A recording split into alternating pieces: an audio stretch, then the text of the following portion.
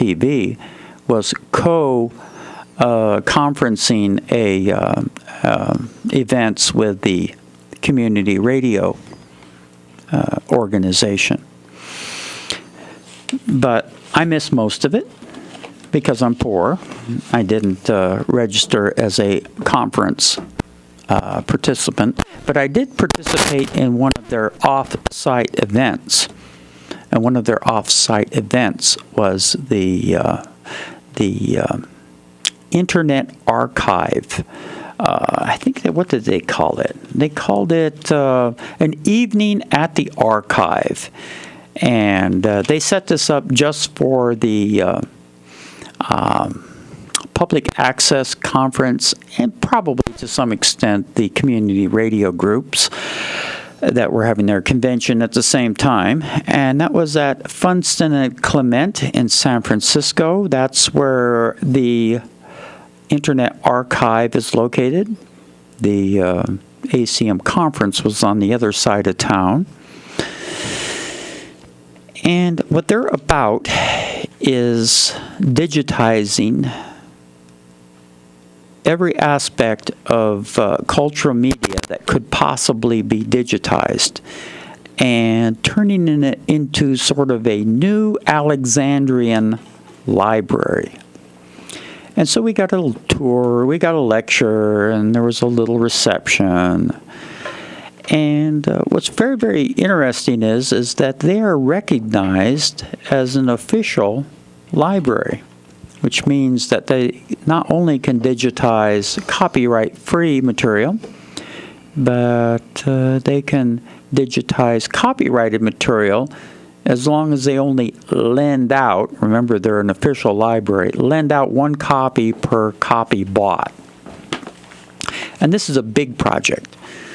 There's 40 employees just at the Funston and Clement site alone, and there's 100 employees worldwide that do nothing but scanning their little hearts out.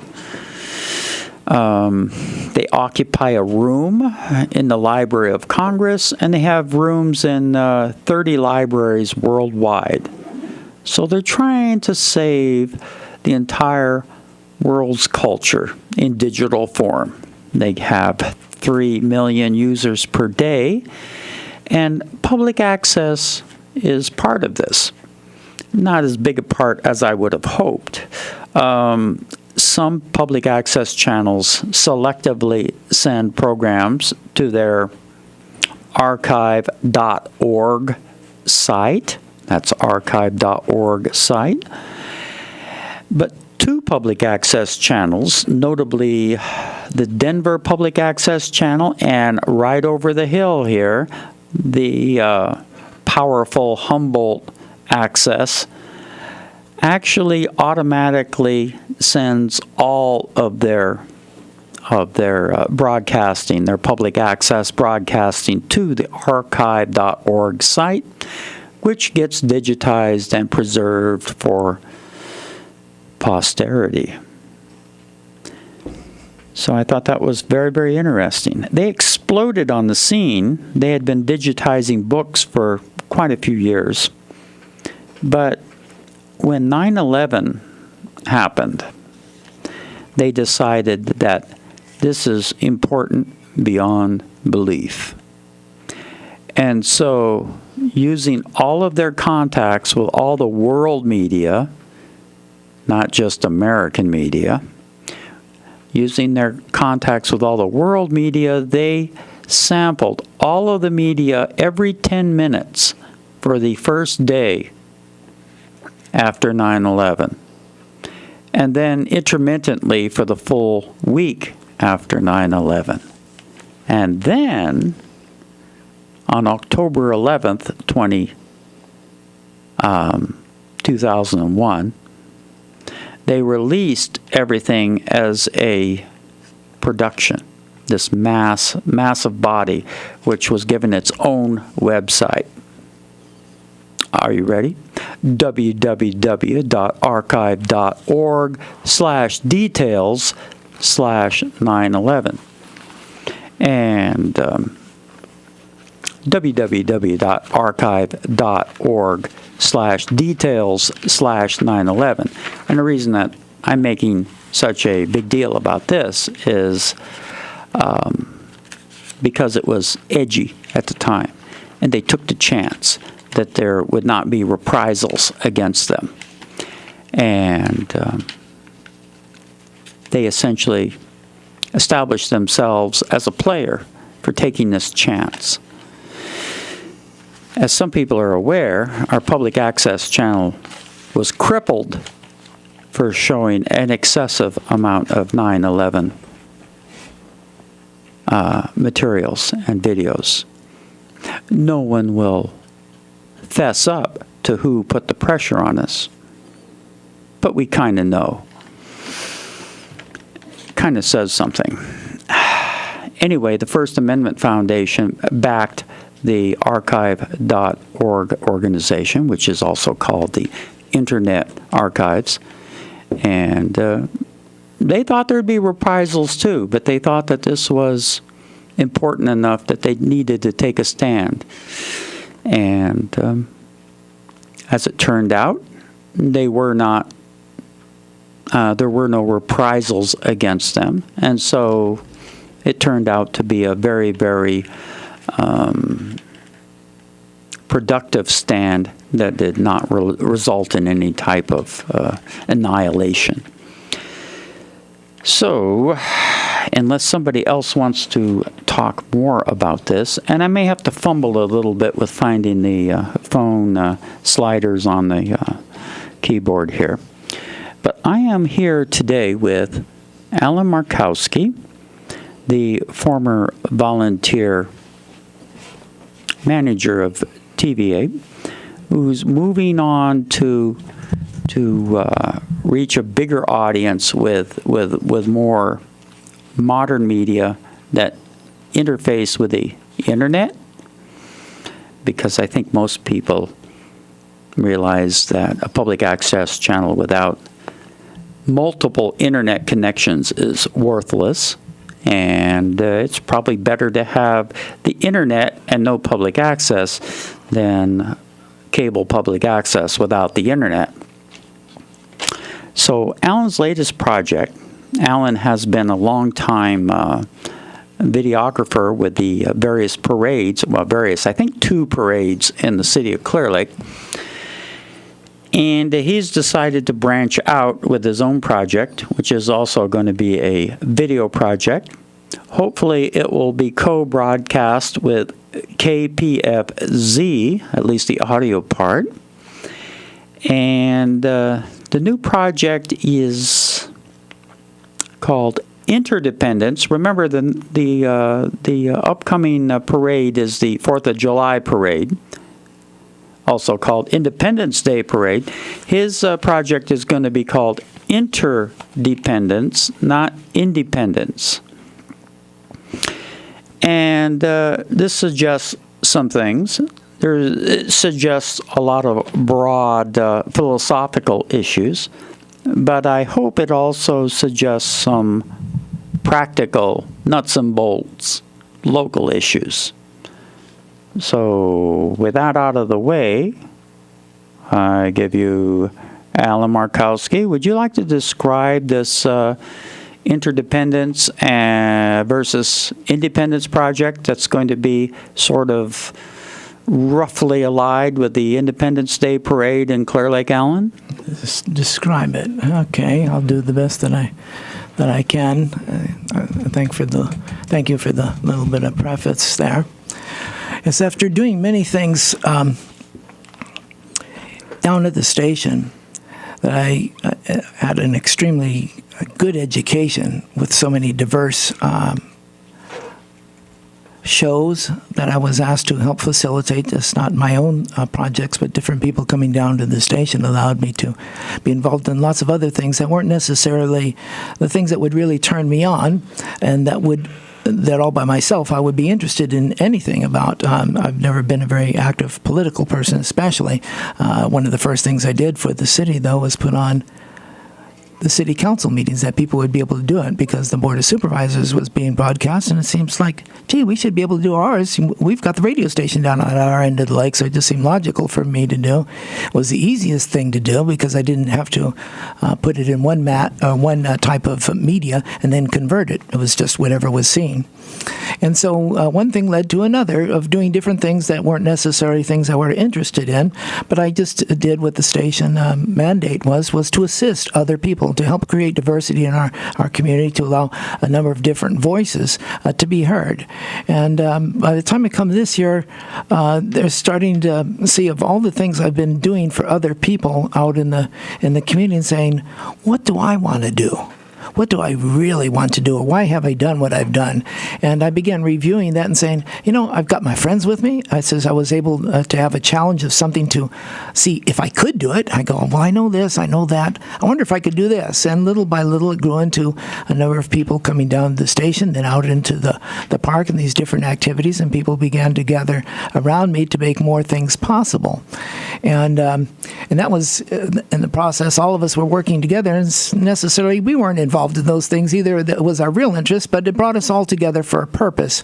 I feel a higher purpose that we all arose to try and meet that challenge, whether it was the Christmas parade, Power to the Youth, there are a number of different things that are there. But everybody wanted to get together, and they wanted to see that the event went successful and that everybody learned from it.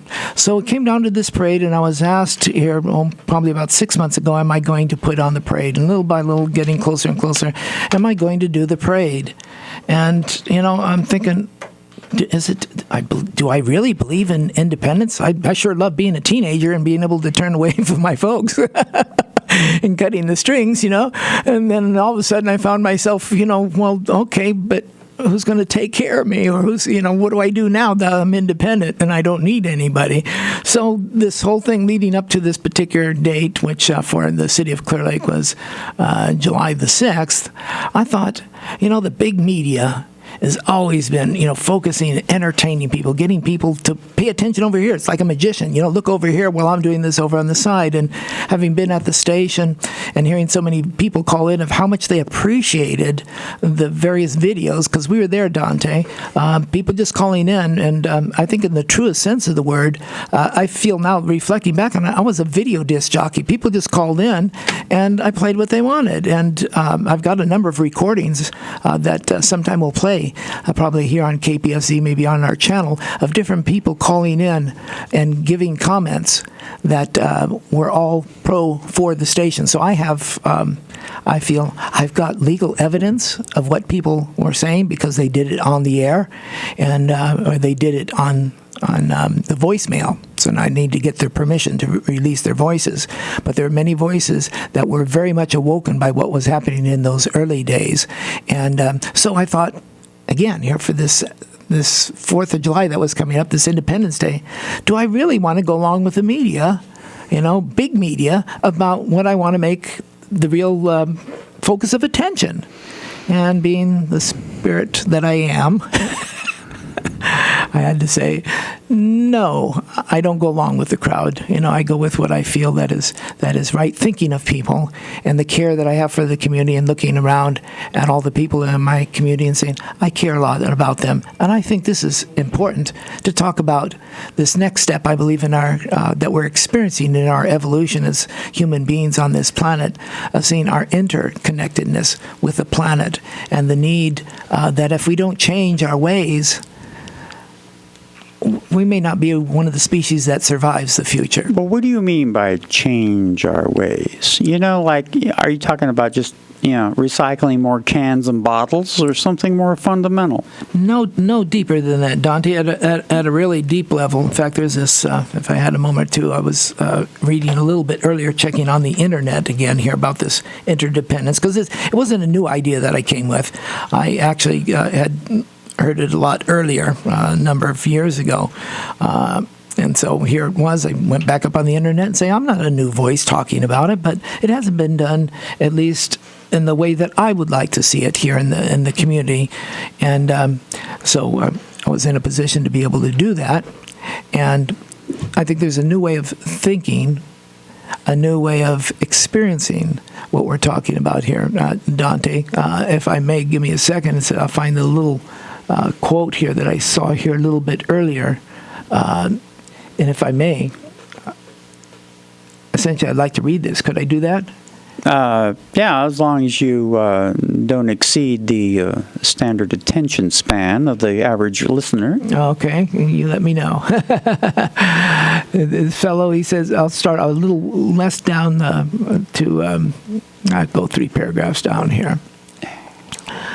He says, in a previous post, the writer here, I don't see his name, said this. He said, in a previous post, I broached the subject of independent relationships. Dr. Stephen R. Covey in 7 Habits of Highly Effective People wrote, independent thinking is not suited to an interdependent reality. Interdependent people who do not have the maturity to think and act interdependently may be good individual producers, but they won't be good leaders or team players. They're not coming from, and they put this in dark, black, bold words, the paradigm of interdependence necessary to succeed in marriage, family, or organizational reality. So we'll just read that one little part. I thought that really stood out because it mentioned about producers. And we have producers. And we have producers that seem to be able to have all sorts of people join in their projects and other people that seem to struggle. But this could be applied to many different facets in our community of people that, as he said here, independent thinking doesn't work in an interdependent reality. Well, when you say producers, you're not just talking about media producers, right? No, you're talking about producers of goods and services. Plays. There's all sorts of. Just start looking around. Producers, even in the way of goods. I mean, when we think of producers, we're in a consumer society, so you need people producing things in order for people to consume. So why is it some organizations are failing and other ones seem to be growing? Well, it's okay for some to fail because they're not producing what people want, so long as they're replaced by people who are producing what people want. Yeah. And in the case of what we do, if you don't need to be remunerated, sometimes you have a longer period to test the waters to see if what you're doing catches on. Whereas people who are motivated by profit, they need the feedback now. Whereas people who are doing a labor of love, they've got a little bit more time to test the waters. Yeah, there's 2 ways of, just like, because I think we've all come to know it, is there's things that come intuitive, things that are logical. We got a left brain, a right brain, different ways of doing things. But essentially we need both of them if we're really going to be real proficient producers. And I was thinking, I want a whole brain. I don't want half a brain, even though, the left side is really good, logic, and then we've got the other side. We need both. We need both eyes to have a deeper appreciation of perception of what it allows us to do. So it's good we have skills in one area. Can we balance them with, if I may dare to use the word, some spiritual principles to see it from another viewpoint, the highest view? And that is what consciousness, with this growing as humanity, we have more and more people appearing on the planet today that are of those who think of like Martin Luther, who think like Gandhi, who think like Mother Teresa, Jesus. We have many, many people whose consciousnness is raising little by little. And it tells you that sooner or later there have to be a number of those people who are conscious people who have a different operating system. Yeah. And many of these people with, how would you say, a group consciousness type of perspective, they're involved in different things. Some people are involved in food production, but you are more involved in communications and cutting-edge technology. So could you talk a little bit more about your ways of using the most, how would you say, flexible and cheap technology to interface things like KPFZ radio, community radio, with the internet, with public access TV. There were some new developments. In fact, there were new developments talked about at the Alliance for Community Media Convention I went to last May. And I think that you are already aware of how people can do on-site broadcasting on the fly, hooking up with Wi-Fi, hooking up with some of their little standalone technology units, which don't seem to be that expensive when you think that it's actually producing a whole broadcast studio. Talk about what your plans are for capturing these events live and doing live broadcasts. What I see is all these technologies, Dante, all come from the same place. I think we've, as people, as individuals, we tend to separate and look at things separate from one another, and so therein lies our problem. And my part is raising, and this might help to just briefly kind of back step here a second. Ever since I was a child, I remember thinking of something bigger than me, and then little by little I learned that there was a conception of God. And so through a period of time, that's how I try to say as high up as I can go, is just look down and see what is really going on with as an observer, rather than trying to have something my way. Says there's something bigger, and looking down.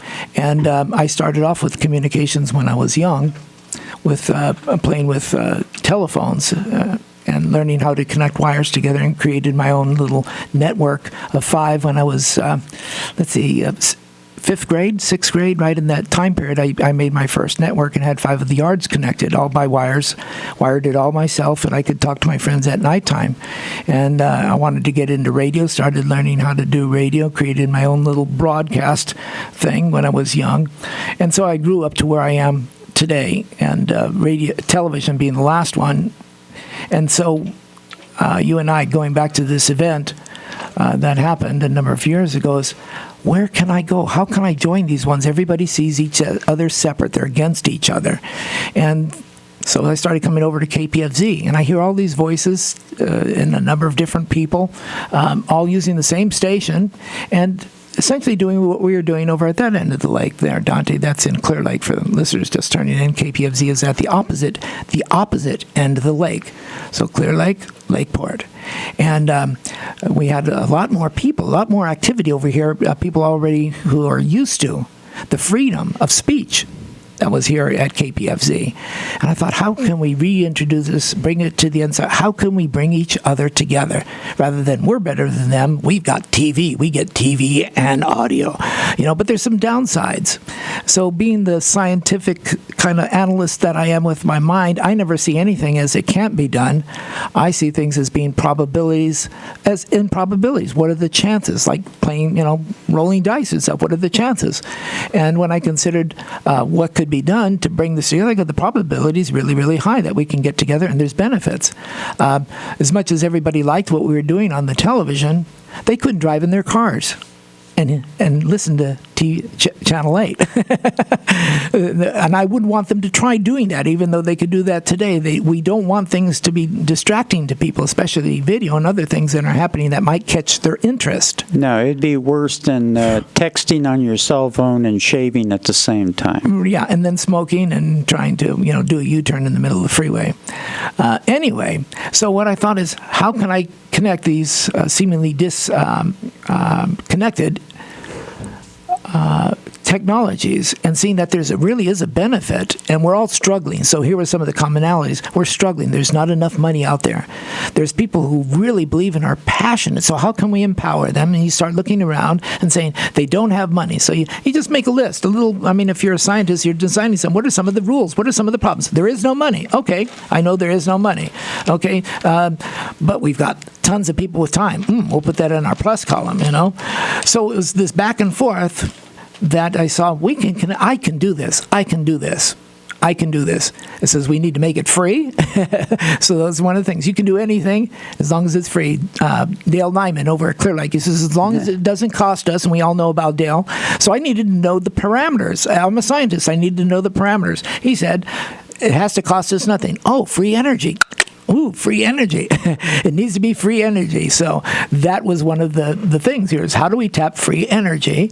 We've got radio that can go into places. KPFZ can reach so far, but there's still these dead spots where they can't reach.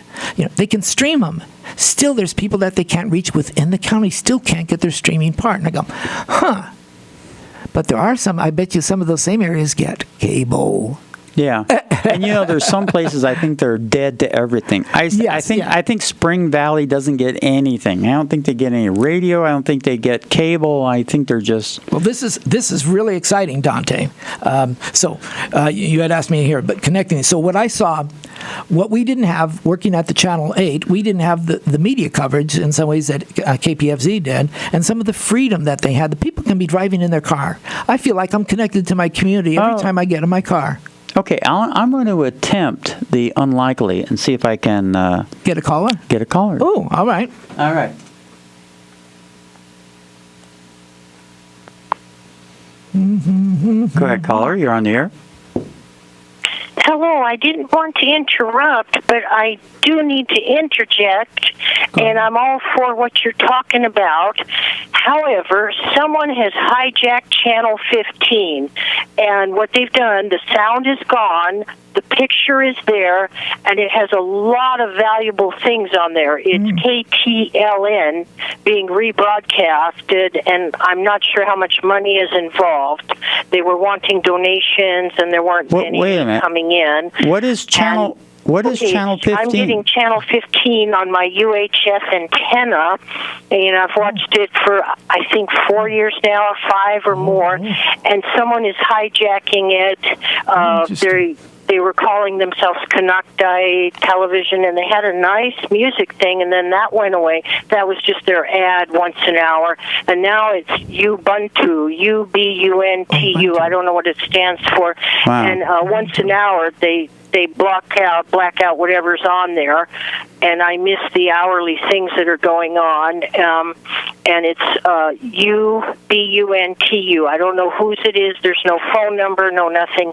And Channel 15, is the UHF channel, and it's a rebroadcast of KTLN out of Novato. Some people get it on cable and satellite, and it has a lot of offerings. It is Christian-based, but it has a lot of offerings, and I'm not on cable or satellite, and I want to preserve this KTLN, and there's no phone number, no nothing. I think, if I may interrupt you there, caller, I believe it's been... the station has been taken over, if I remember here. There are some people who were interested because I believe that station was going to be closed down. I believe it was offered to KPFZ because it's over the airwaves. So unlike cable, it is over the airwaves. I could...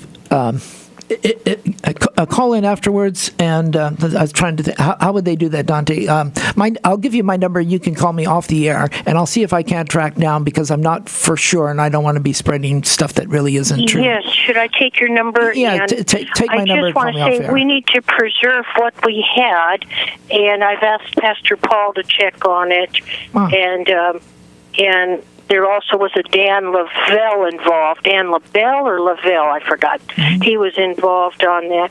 I'll take your phone number, and I don't want to take up too much time. Thank you, because I think what you're saying is very, very, very important, caller. Thank you. My number, 707-621-0057. It's Allen Markowski, ALLEN MARKOWSKI. And you may also email me. You can use the same name I just spelled for you and just put @yahoo.com. Thank you very much. And thank you so much for calling in. Thank you. Thank you, caller. Yeah, this is an important part, Don. Again, see, I remember talking about a station that wasn't going to be able to do it, and I believe it was a Christian station that was struggling with being able to stay on the air. And I think this is a perfect time when we talk independent media, that when we rise together, there is a way to bring all these together, and for we, the people, to be able to connect and be interconnected, where we can rise and have our needs taken care of. To me, it's like the human body. It needs to be connected, and it needs to have a system that works for every single cell, not just some cells in the body, all the cells. I'm surprised they could hijack the channel because it requires a PG&E hookup to run that antenna up there, and so I assume when Mark Brett's Christian group gave up trying to run the channel, I assume that the power was cut off. But apparently, I'm wrong. Yeah. So so that's a whole topic in itself. I don't want to get too much over into that, and I do want to make sure I'm sure of the facts before I go talking much on air. Okay, Alan. Now, what about the technology? You've been looking into ways of going to events and hook up through various bootstrap media to hook up with video and even audio with things like the KPFZ community radio, possibly the public access channel, and being able to go live in a lot of ways. As a lot of people know, we're really limited on the number of things that we can go live on because access to City Hall is not 24 hours, and that's where the PEG channel is. Yeah. And of course, you have a separate administration for KPFZ that requires another complexity. Right. So what have we got so far? Well, what we've got, and for this event, because I would like to let everyone know, we'll be talking about it all this week. I'll probably be on the radio here more than once this week, and some slides going out on Channel 8. So this event that's happening on Saturday, July the 6th, from 11 to 1, is this discussion of interdependence. And to make this what I feel is a historic moment that we have happening here, and we will be able to look back on it as a historic moment. As for the first time, it says we will be connected. The station and KPFZ, if all goes right, will be going simultaneously at the same time. So you'll be able to be driving in your car, and all of a sudden walk inside your house and you'll see it happening on TV. That is the hope for that. At the same time, if it all goes right, we'll see how the universe blesses us with this. There's the hope of not only streaming it, because KPFZ has streaming capabilities, but we will also looking at streaming over Ustream or YouTube. There's some people that have accounts for that, but definitely for Ustream, that we'll be able to do this event and even have a chat room for those who are computer inclined, that they'll be able to interact with our moderator, Ace Naylor, also known as Shannon. Naylor has agreed to endeavor to put up a Ustream and be able to be the moderator for it. We got a caller. Yes, we do. Go ahead, caller. You're on the air. Hey, guys. Hey. If I'm not mistaken, I think most of those antennas, say like on top of Mount Konocti, run on propane generators. So you can imagine the cost just with propane. So anybody that's trying to run a low budget system, there's always these hidden costs, and I just wanted to put that in there. So thank you, Dennis, and thank you for all your calls that you bring in here. Yay! All right, guys. Thank you. Before the end of the meeting, I want to make sure we made this announcement that I should have made earlier here, Dante, for someone that was here earlier here, Carolyn Holly. So anyway, so this event we're looking at is going to happen in Austin Park. That's right across from City Hall. And it is for those who are going to be there, we are lining up little by little for various speakers to talk on this topic of interdependence. So they've been invited. I've been making phone calls and looking to different ones in the community to tell us what they feel interdependence is, to be able to have 5 minutes at least of being asked or looking forward for the opportunity to answer questions that they're asked, and then to be able to answer those and tell how it applies in the community, how they've been using it themselves. What I've seen is a lot of people doing this.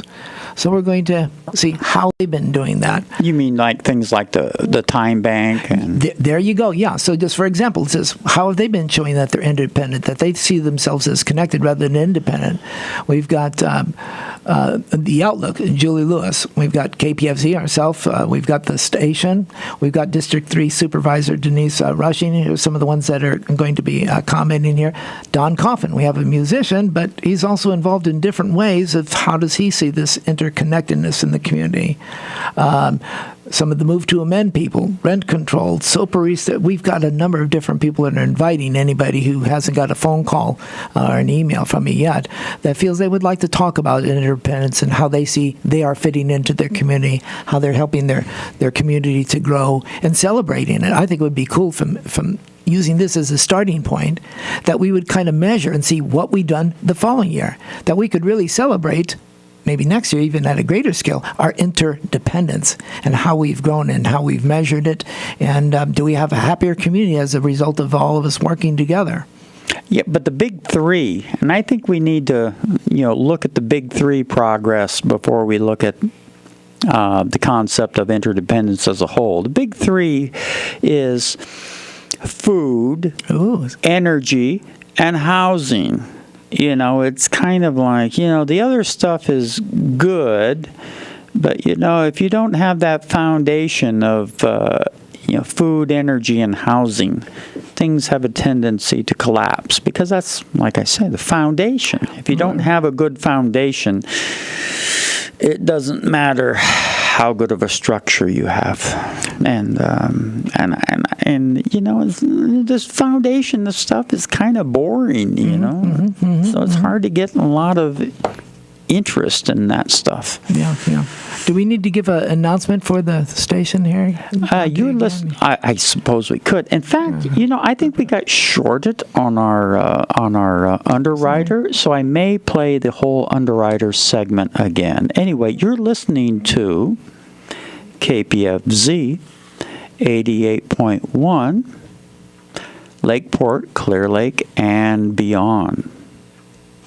And let's play our underwriter again. I think that was on CD3.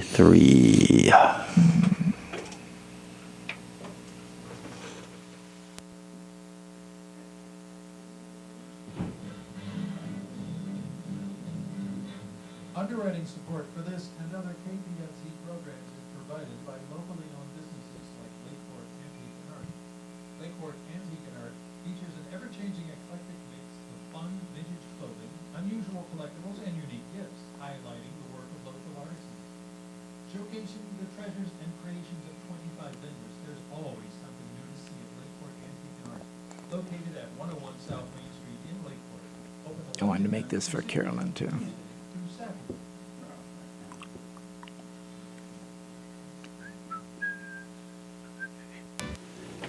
Okay, we're back on, Alan. Yeah. So may I give out this here, how we're interconnected. I care about all my fellow beings on the planet. The ones I have a special akin for, my fellow human beings. And there was one here that I got to meet a little bit earlier on the last show, Word Weavers. She wanted to give a shout out and a thanks here for somebody who helped her with her program that she forgot to mention in her program there. Carolyn Hawley wanted to give credit to Clovis Lewis, or what's Clovis? Clovis Lewis, the best cello player in the county, and you can take that to the bank. Yeah, and he helped her in a technical way, turning her cassettes into CDs there. So a shout out to Clovis. Boy, he turns that thing sideways, plucks it, everything else. Wonderful. We have so many wonderful people that donate their talents without money, I might add. and we can get along without it, in my opinion. So this program that we are doing on the 6th, this is all, let's see, think about this, Dante. How many paid people do we have doing this program that you know of? How many paid people have I ever used, Dante? I don't know if you've paid anybody anything. Well, I think you've given a few nickels and dimes to an editor, because that's yeoman's work. That's a back-breaking, face-clawing yeoman's work, editing. So I think you've given a few bucks to an editor, but that's about it. Yeah, mostly on the side in a different way. When it comes to this live events, I can tell you, Dante, nobody has ever been paid, other than if you count the pizza and drink that I usually toss in after the event, because I really do appreciate my community and like to make the offer, for money. Always that is there. But this event, as far as I know, nobody's being paid. The speakers, there will be their opinions, as here on KPFZ. These are my opinions, my statements, only not Dante's or the stations or anybody else's. So again, I think interdependence needs to be talked about more. I would like to see at some point that we have kind of maybe a national convention, of declaring this interdependence. Dante, what do you think about connecting? You know how my brain thinks? Oh yeah. As long as we do it from bottom up, or if not from the bottom up, at least maybe the youth up. Because personally, I'm not. I hate to say it, but I think that people our age, have just kind of like blew their chance. I think the best thing we can do is focus on the youth. You remember what the Jesuits said, Ignatius Loyola? He said that because they were completely focused on the youth. He said, Ignatius said, "Give me a boy," because they focused on boys then. Yeah. "Give me a boy until he is 7 years old, and I will control him for the rest of his life." And we can extend that a little bit, a few years. But essentially, the way to change the present, is to focus on people who have a future. And our future is limited.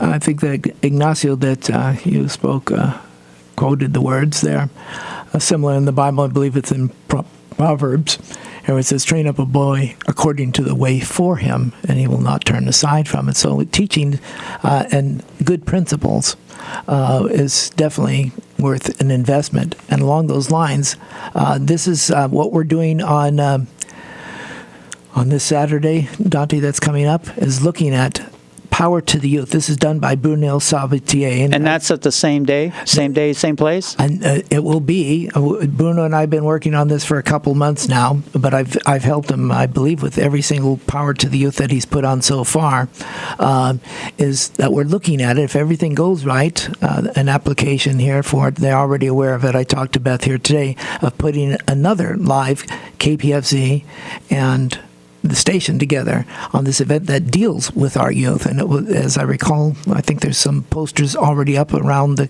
the area here. This happens on August the 3rd, Power to the Youth. I'm not sure on the times and everything. But if everything goes right, we'll have another opportunity to do that. And so I would invite people to watch how things go this 6th of this month coming up here, and see how they might even make it better. So this is the first step, and hopefully a long list of steps leading to walking in a different way. Okay, for the 6th, who do you have lined up to interview, hopefully co-broadcast with KPFZ? The ones that I have confirmed here, Julie Lewis is going to be speaking. Editor of the Outlook. Right? Of the Outlook, I mentioned a little bit earlier, Joanne Siccato. Denise Rushing, District 3 Supervisor. And along that line, there's an invitation to all the rest who are in that race there. I got to talk to one of them, John Boston, and he is one that's going to be in the race. He's already getting himself out there. He will be one of the speakers of how he sees interdependence being the subject that we need to talk about more and implement even more so than just talk about it. Nils Paulson, Lorene Lee are going to be the host and co-host. They'll respectively talk from their own individual viewpoints in regards to that. I gave a shout out to Jim Brown, that hasn't been confirmed here yet, and trying to reach Clayton. If anybody knows there, Clayton Duncan or John Parker, I'd like to get hold of Don Coffin. We've got Praxis, KPFZ Practice, the program by Michael Michael Oken. We've got Tyra St. John, who helped to put on the Summer of Peace last year. We've got a confirmation on Lorna Sides. Rent Control, we're going to get a letter read by Nelson Strasser. Water for All, Lenny Matthews. Ancient Lakes, Monty. So my list is growing. Those are just a list. I've got enough to probably 20. With 5 minutes, we can put a lot of people on in that amount of time. I should add that Lorna Sides, just mentioned, is the local coordinator for Move to Amend, and they're going to be producing a short play before the next Second Sunday Cinema. The play is going to be called Octo Squeeze. It's going to be highly political. I like it. I like it. I think we can play some going out music right now. What do you think? Yeah, especially with Debbie here. Maybe we can dance and put it on camera here. Nobody gets to see her, but we'll put her on the radio. Or the How about a little Barry Maguire, Eve of Destruction? I think I'm all potted up. Yeah, I think we're okay. All right. All right. Thank you for being with us, Alan. Thank you.